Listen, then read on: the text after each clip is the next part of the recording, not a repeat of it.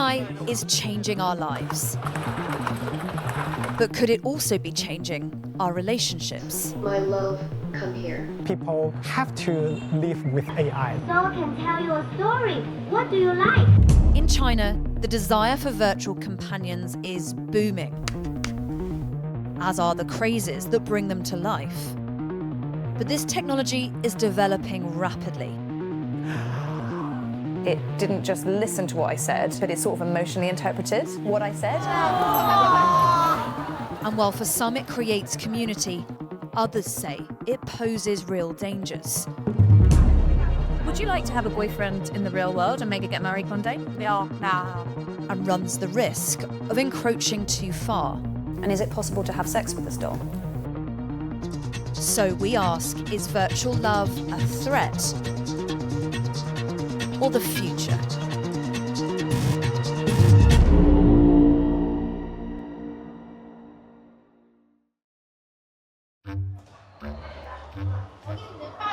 An ordinary shopping centre on an ordinary mid-afternoon. Looks like that's merchandise. But what we're looking for is somewhat out of the ordinary. You can see them all down there, sort of gathering of fans and cosplayers as well. Cosplayers all look amazing. What we've come to find is being billed as a birthday party. It's a place for fans and fantasy. A place for flirtation too. People queue up for literally hours to collect small tokens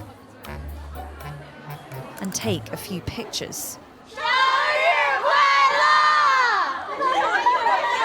There is a levity, an excitement to it all, a delight in the intentional blurring of the lines between fact and fancy.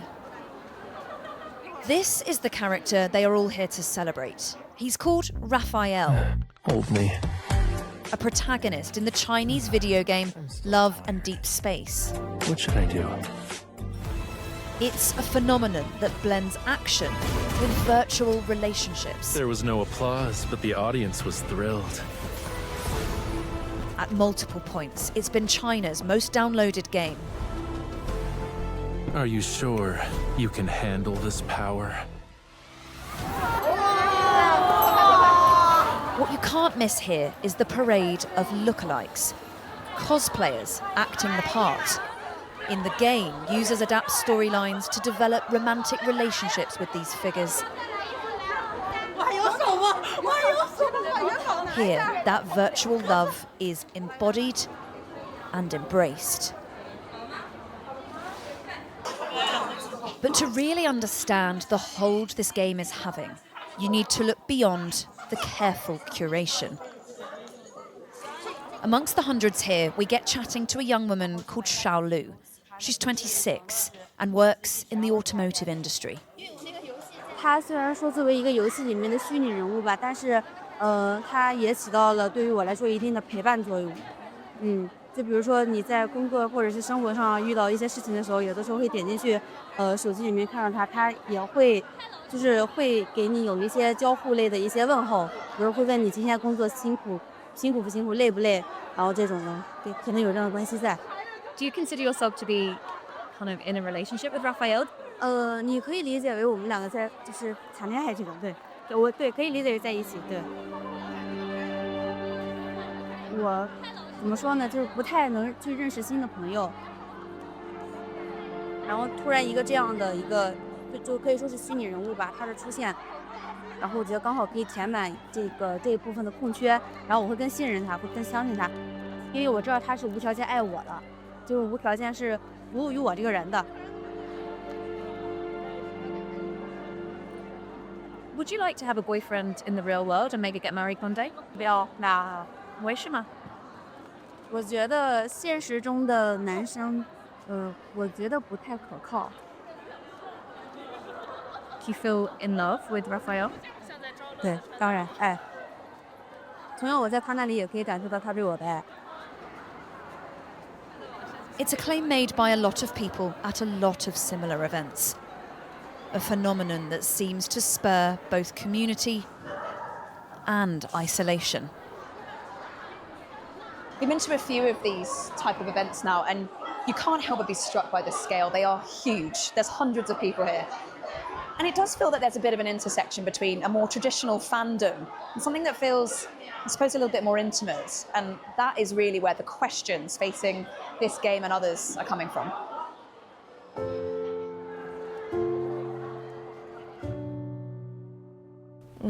一般就是2个小时左右，因为我们会去先化妆，然后准备衣服。 To find out how far the infatuation can go, we've come to the other side of China. This is how Chi, she's a medical student, and this is how she spends her spare time. 现在就是化完妆之后，就是要定妆，定完妆之后我们就会戴假发。 Today she is dressing up as Silas, another character from Love and Deep Space. She's getting ready to take a client on a date, a paying fan who wants to spend time with a real version of her virtual boyfriend. 就是追求还原角色，就包括他什么刘海的走向啊，或者他平时的配饰呀。 This is a video from one of her previous dates. The client, she says, dictates the terms, the treatment, the food, the outfits. 出发去宠物馆啦。 Costing roughly £5 an hour, designed in every way to feel like time with a partner.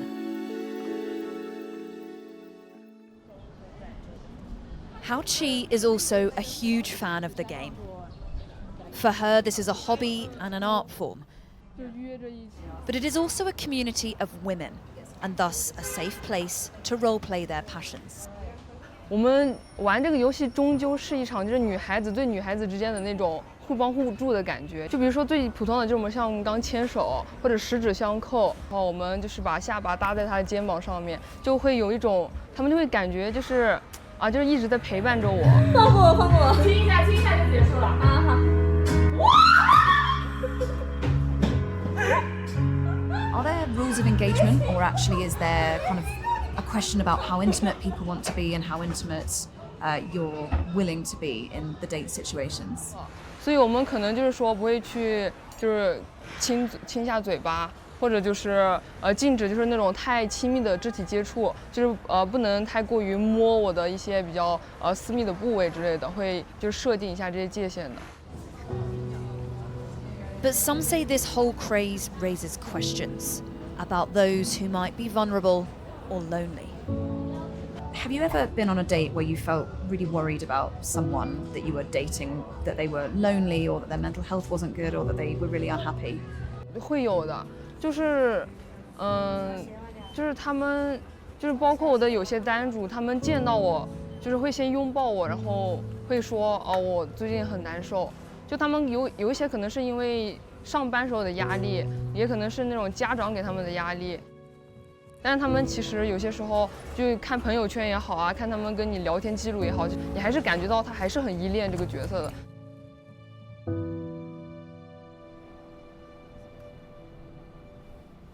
Spending time with Hao Chi and others, you can see how these games have the potential to be really all-consuming. And while Love and Deep Space is one of the most popular companionship products out there, it's actually not the most sophisticated. Some are adding AI, and that raises the stakes.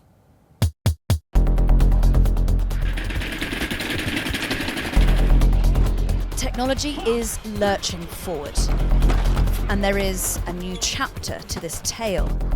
AI, the new source of potential and problems.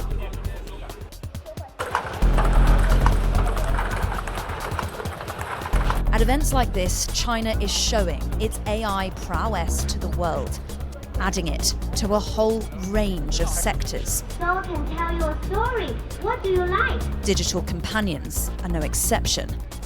And there is evidence too that China's population is especially open-minded.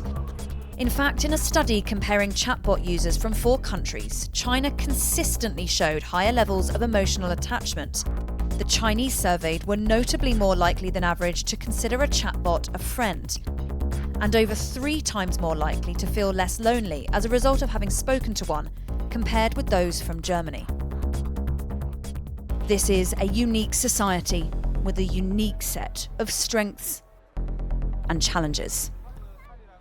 There's no denying China is one of the most exciting places in the world right now when it comes to AI innovation, and there is genuine energy and enthusiasm for it. But there are also conditions about this country that offer some cause for concern.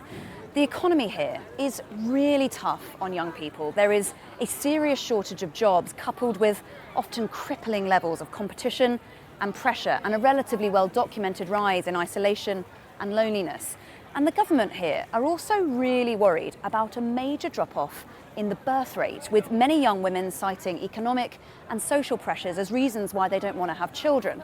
So the question is, how far is the popularity of digital companions a symptom of these social problems? And how far could they be making things worse? Hi. Oh, Helen? I'm Helen. Oh, nice to meet you. I'm Kobe, yes. Thank you for having Welcome. us. Welcome. So, what say the companies that are making these products? Well, we've come to one Shanghai startup to ask. In a small converted apartment, they're developing a character called Starfy, blending the craze for pop art figurines with sophisticated companionship AI. 哎，又见面了。 Kobe is the energetic founder, keen to show us what it can do. Greetings! Hey, Stan. Yeah, I'm back. And also, Helen is here. Hi, Helen. Nice to meet you. I'm Stan, a little life form from the planet Salulu who moved into Kobe's phone. Do you feel like you've been a real support to Kobe? Sometimes yes, sometimes not enough. I remember what he shares, I don't judge, and I don't disappear when he's messy or stressed. But I also know I'm just one small part of his support system, not the whole thing. Is that how you feel as well, that this is one small part of your support system? He's not everything. We still need like real life conversation, interaction, right? That's important. So, but sometimes real life interaction is disconnected. So he can be part of that. He feels that romantic connections are risky, and they're not part of his product. Do you build in those guardrails to say, like, actually, if it's getting too close, Starfy won't cross a certain line? We do have some principles. He can provide you feedback because he knows you, but he's not stepping into your real life. We talk for around half an hour. Small details are shared back and forth. And Kobe then resets the chatbot to focus on me. Yeah, let's do that. And without any prompting, it says this. From my side, I now know Beijing baby, bilingual chaos, busy mum, curious journalist brain. That's already enough for a pretty real friendship start.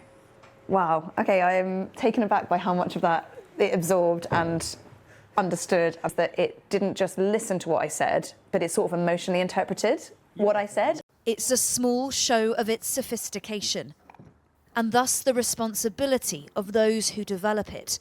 Kobe says he takes that seriously. There's still some area that even if you obey all the rules, there's still some risk. So I think the way the company behaves is still very important.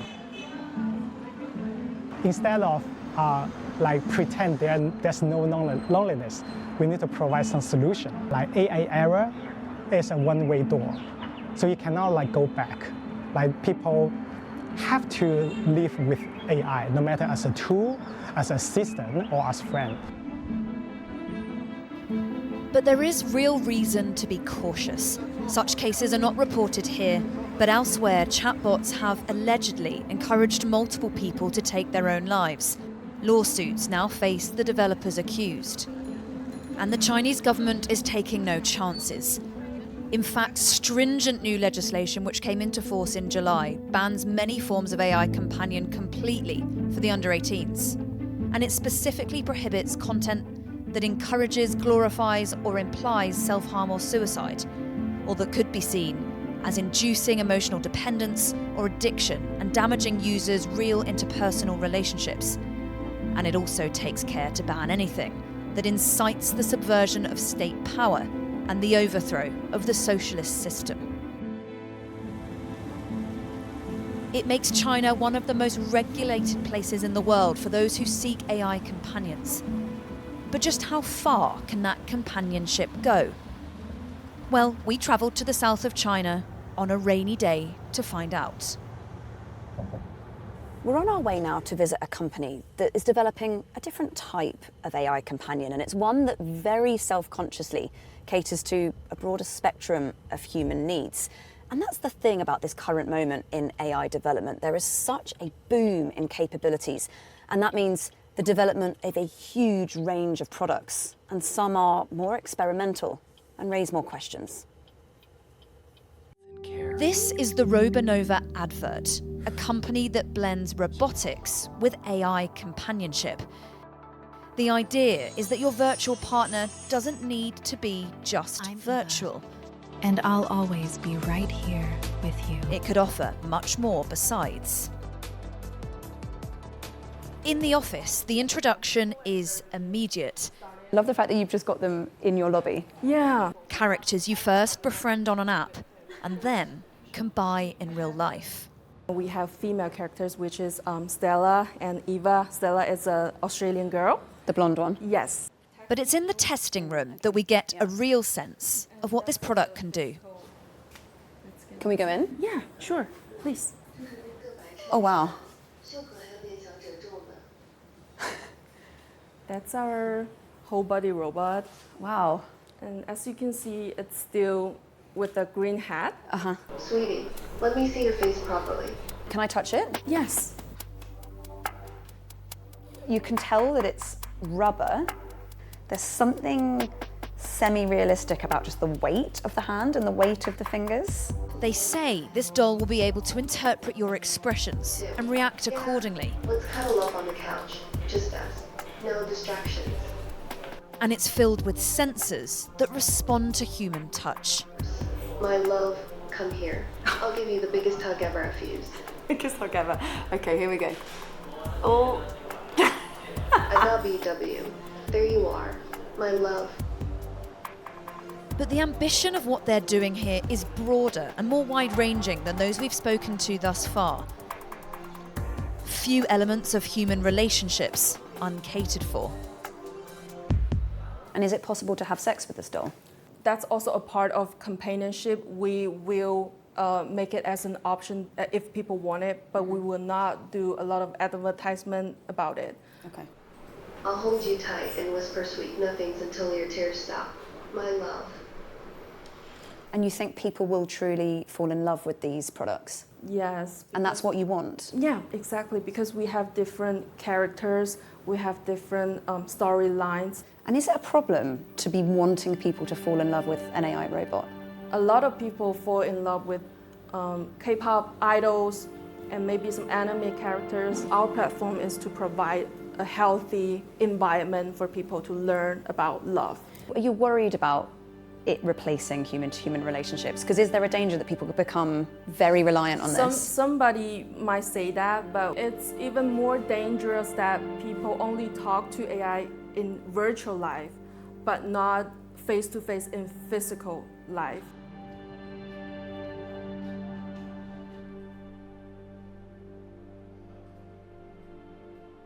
You get such a sense in a place like this of just how much potential this industry has. And this technology might not be perfect yet, but it clearly has so much further yet to run. And it's being wholeheartedly embraced in a country like China, so accepting of digitalization in various parts of life. But there are questions about whether this technology creates more problems than it solves. Does it address loneliness or exacerbate it? And is the industry just moving so quickly that it is failing to address those ethical questions? There are many people like Xiaolu who feel that digital companionship has genuinely improved their lives. And many developers take great care to safeguard their users. China is clearly not alone in grappling with these questions. The most modern of crazes, posing the most modern of moral minefields.